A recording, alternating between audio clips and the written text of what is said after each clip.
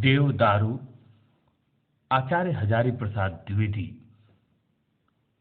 का ललित निबंध।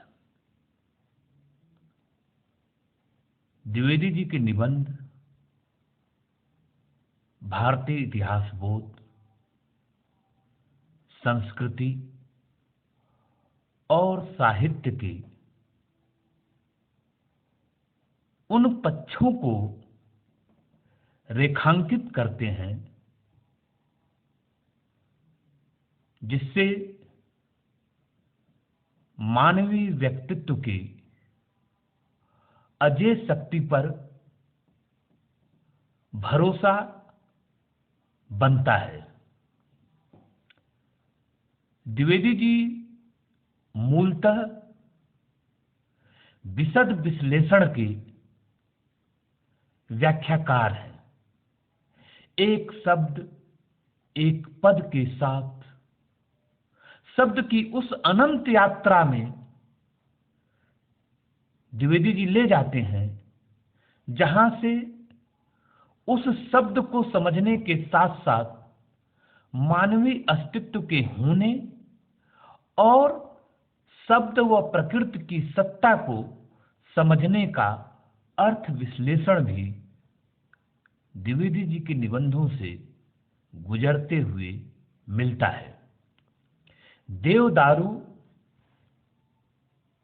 ललित निबंध है और देवदारू के बहाने से भारतीय संस्कृति की शक्ति, मनुष्य की अजेय अवस्था और विषम से विषम परिस्थिति में कैसे जीना संभव होता है, जीवन की इस विराट सांस्कृतिक विरासत को समझने के लिए पंडित जी के निबंधों को पढ़ना, देखना और उस यात्रा से गुजरना होता है जिसमें जीवन के विषम, विहड़, सुख दुख और उस यथार्थ के संत्रास में कैसे जीवन की रसाद्रता संचालित होती है, इसे बखूबी द्विवेदी जी परिलक्षित करते हैं। निबंध की शुरुआत होती है, पता नहीं किसने इस पेड़ का नाम देवदारू रख दिया था।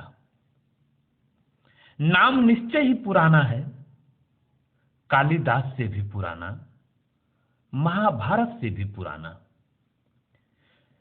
सीधे ऊपर की ओर देखता है, इतना ऊपर कि पास वाली चोटी के भी ऊपर उठ जाता है, एकदम दुलोक को भेद करने की लालसा से। दुलोक को भेद करने की लालसा व्यक्तित्व के उस शिखर पर जाने की अवस्था को है जो मानवीय व्यक्तित्व के रूप में एक व्यक्तित्व से उम्मीद की जाती है कि किस तरह वह विषम से विषम परिस्थितियों में अपनी जगह से डिगता नहीं है और लगातार चलता चला जाता है, जिस तरह से देवदारू चलता चला जा रहा है, आसमान की ओर बढ़ता चला जा रहा है। देवदारू झुकता नहीं, नीचे नहीं उतरा और न ही अपने पद से विरूपित हुआ और न ही अपने पद से डिगा,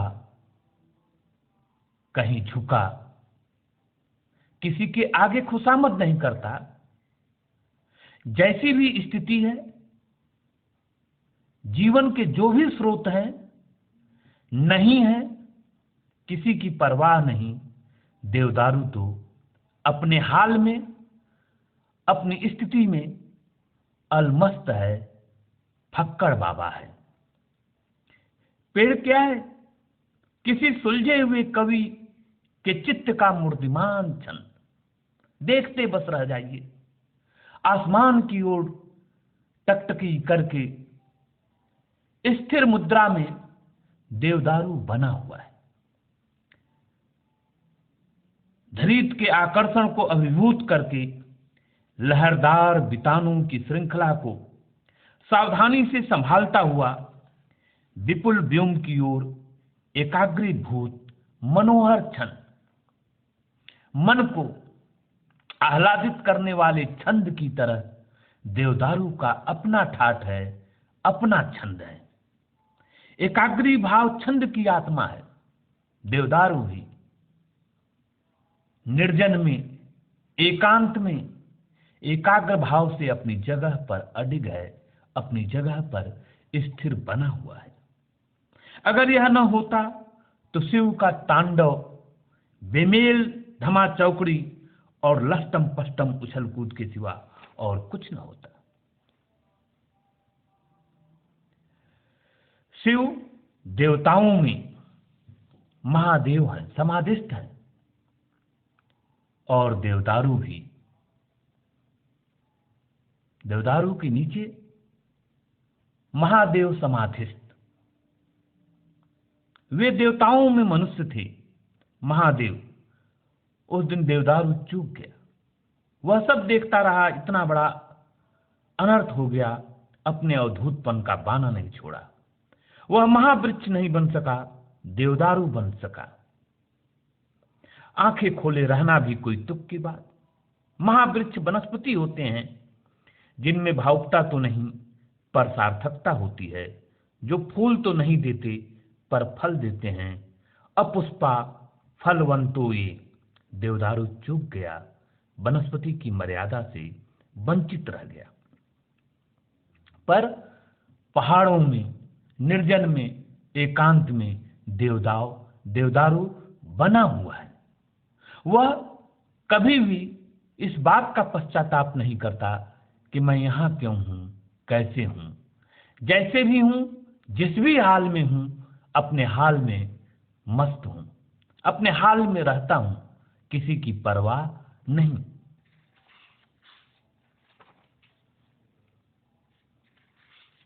देवदारू का जीवन, देवदारू की चर्या मानवीय व्यक्तित्व की तरह है। वह किसी के आगे गिड़गिड़ाता नहीं है, दांत नहीं निपोड़ता, अपनी दुनिया में, अपने हाल में रहता है। किसी की चिंता नहीं, किसी की परवाह नहीं। क्यों करे परवाह? जिस परिस्थिति में, जिस विषम स्थिति में डाल दिया गया हूं, वही मेरा सब कुछ है। यहां भी मैं रह लूंगा, पहाड़ों में भी रह लूंगा, पाताल से पानी खींचकर, पाताल से जीवन का स्रोत जल रस खींचकर मैं बना रहूंगा। मुझे किसी के आगे गिड़गिड़ाने की जरूरत नहीं है। यह देवदारू का जय घोष है, उद्घोष है। आदिकाल से मनुष्य गप रचता रहा है। देवदारू भी तो अनादिकाल से इसी तरह से चला आ रहा है।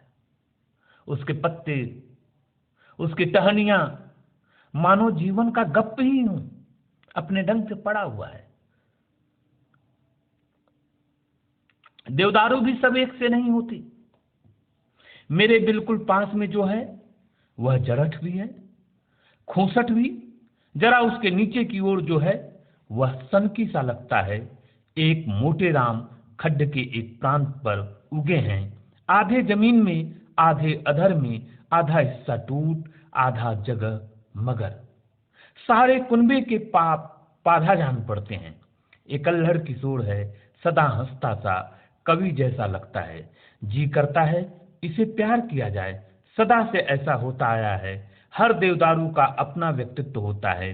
एक इतना कमनी था कि बैल की ध्वजा वाले महादेव ने उसे अपना बेटा बना लिया था। पार्वती माता की छाती से दूध ढड़क पड़ा था।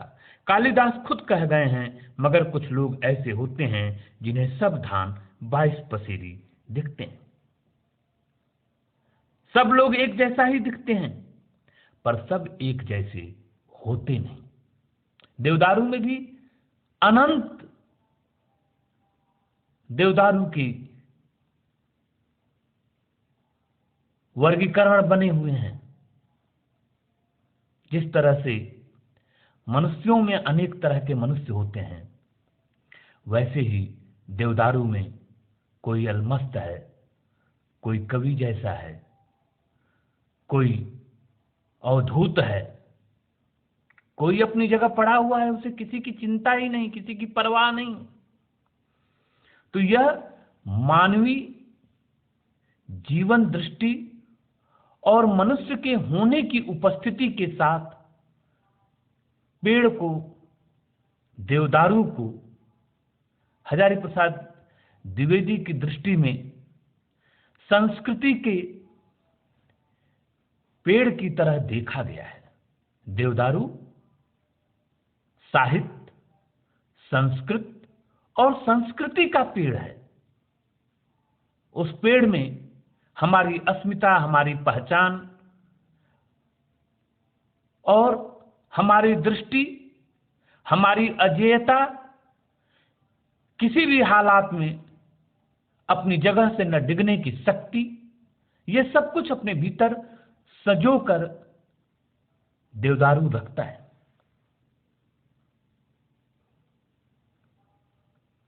कवि विशिष्ट अर्थ देना चाहता है। वह छंदों के सहारे, उपमान योजना के बल पर ध्वनिसाम के द्वारा विशिष्ट अर्थ का साधारणीकरण करता है। तो भी क्या सब उसके विशिष्ट अर्थ को समझ पाते? बिल्कुल नहीं। इसी तरह से देवदारू को क्या पूरा समझ लिया गया? नहीं। देवदारू किस हाल में है, कैसे है, देवदारू के दर्द क्या हैं, इसे सब लोग नहीं समझ पाते, सब नहीं जान पाते। पाषाण की कठोर छाती भेद कर देवदारू न जाने किस पाताल से अपना रस खींच रहा है और क्रमहस्व छाया का वितान तानता हुआ ऊर्ध्वलोक की ओर किसी अज्ञात निर्देशक के तर्जनी संकेत की भांति कुछ दिखा रहा है। यह इतनी उंगलियां क्या यूं ही उठी हुई हैं? कुछ बात है, अवश्य कुछ रहस्य है, भीतर ही भीतर अनुभव कर रहा हूं, पर बता सकूं ऐसी भाषा कहां? हाय, मैं असमर्थ हूं, मूक हूं। मीमांसकों का एक संप्रदाय मानता था कि शब्द का अर्थ वहां तक जाता है जहां तक वक्ता ले जाना चाहता। वक्ता की इच्छा को विवक्षा कहते हैं। ये लोग कहते हैं कि जब जैमिनी मुनि ने कहा था यत् परः शब्दः सशब्दार्थ, तो उसका मतलब यही था।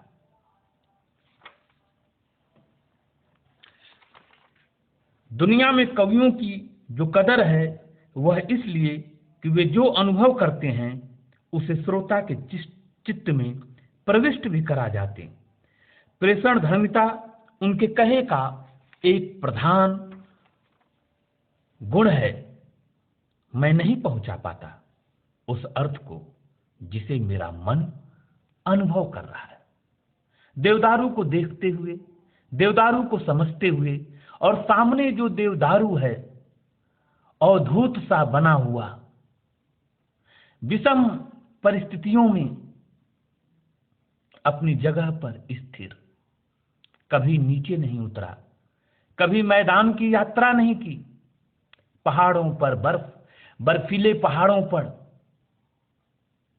पड़ा रहा, अपनी जड़ों को पाताल से जल खींचने की शक्ति और ऊपर आसमान की ओर जाने की ऊंचाई, पाताल से लेकर आसमान तक जाने का यह जो संघर्ष है, यह केवल पेड़ का संघर्ष नहीं है, यह केवल देवदारू का संघर्ष नहीं है, यह मानवीय व्यक्तित्व की उस ऊंचाई की ओर संकेत है जो मनुष्य अपनी विषम परिस्थितियों से निकलकर अपने जीवन का अजय रास्ता तय करता है, शिखर की ओर जाता है। तो सागर की तलहटी से आसमान तक जाने की जो यात्रा है, जो यह यात्रा मनुष्य की है, उस यात्रा के संकेत को हजारी प्रसाद द्विवेदी पेड़ के बहाने से देवदारू के प्रतीक को लेकर समझाते हैं, बताते हैं। और इस तरह से देवदारू हमें अर्थ से, जीवन से, अपने होने की उपस्थिति से जोड़ता है। देवदारू है शानदार वृक्ष, हवा के झोंकों से जब हिलता है तो उसका आभिजात्य झूम उठता है। कालिदास ने इसी हिमालय के उस भाग को, जहां से भागीरथी के निर्झर झरते रहते शीतल मंद सुगंध पवन की चर्चा की थी, उन्होंने शीतलता को भागीरथी के निर्झर शिखरों की देन कहा। देवदारू के बार बार कंपित होते रहने में एक प्रकार की मस्ती अवश्य है। युग युगांतर की संचित अनुभूति ने ही मानो यह मस्ती प्रदान की। अनेक वृक्षों और लताओं ने वातावरण से समझौता कर लिया, कितने ही मैदान में जा बसे और खासी प्रतिष्ठा प्राप्त कर ली, लेकिन देवदारू है कि नीचे नहीं उतरा, समझौते के रास्ते नहीं गया, उसने अपनी खानदानी चाल नहीं छोड़ी। झूमता है तो ऐसे मुस्कुराता हुआ मानो कह रहा है, मैं सब जानता हूं, सब समझता हूं, तुम्हारे करिश्मे मुझे मालूम है, मुझसे तुम क्या छिपा सकते हो। मुँह तो तुरहो कहाँ सजनी, निहुरे निहुरे कहूं ऊंट की चोरी। हजारों वर्षों के उतार चढ़ाव का ऐसा निर्मम साथी दुर्लभ है। हजारों साल से देवदारू प्रकृति के तमाम थपेड़ों को, मौसम की मार को, सब कुछ सह रहा है, झेल रहा है, पर अपनी जगह से कंपित नहीं होता, अपनी जगह से हिलता नहीं। यह व्यक्तित्व की अजेयता है। हजारी प्रसाद द्विवेदी के निबंध मनुष्यत्व बोध के और मानवीय व्यक्तित्व के निर्माण में सामने स्थित संसार व प्रकृति के चित्त से मानवीय चित्त के मिलने की पृष्ठभूमि पर निर्भर है। व्यक्तित्व की अजेयता इस बात में है कि वह कभी झुकता नहीं, अपनी जगह पर अडिग है और जीने की ऐसी इच्छा कि पाताल से भी जीवन स्रोत जल खींच लाता है। प्रतिकूलता में, मौसम के हर उतार चढ़ाव में खिलता है, मन मगन रहता और किसी के आगे गिड़गिड़ाता नहीं, न ही दांत निपुड़ता, न ही जी हजूरी करता। अपनी जगह पर जैसी भी स्थिति है शान से पड़ा रहता, फाके मस्ती में भी जीवन प्रीता की सुगंध के लिए चलता है। देवदारू ऐसा ही निबंध है।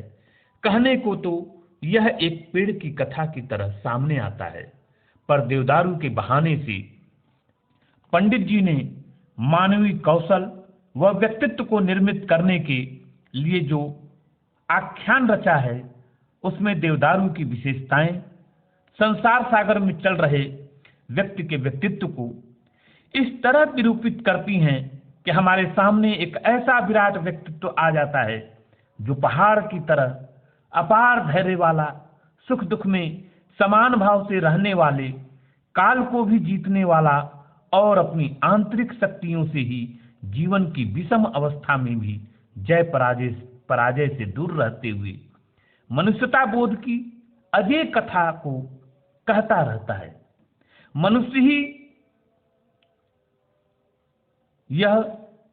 मनुष्य में ही यह शक्ति है कि वह हर परिस्थिति में जीने का घोष करता है, जीवनी शक्ति है, उनके निबंधों का प्राण तत्व है। जीवनी शक्ति ही उनके निबंधों का प्राण तत्व है, जिसे वे प्रकृति के भीतर से विषम परिस्थितियों के बीच से निकाल कर लाते हैं। मानवीय व्यक्तित्व की अजेयता व जय गाथा के लिए हजारी प्रसाद द्विवेदी के निबंध मननीय व विचारणीय है। बार बार द्विवेदी जी के निबंधों का पाठ मनुष्य की अजेय शक्ति पर, विपरीत परिस्थितियों में जीने की कला पर और मानवीय व्यक्तित्व के जय घोष को समझने के लिए द्विवेदी जी के निबंधों को पढ़ा जाना चाहिए और यहीं से हम द्विवेदी जी की जय यात्रा का, मानवीय व्यक्तित्व की जय यात्रा का साक्षात्कार करते हैं।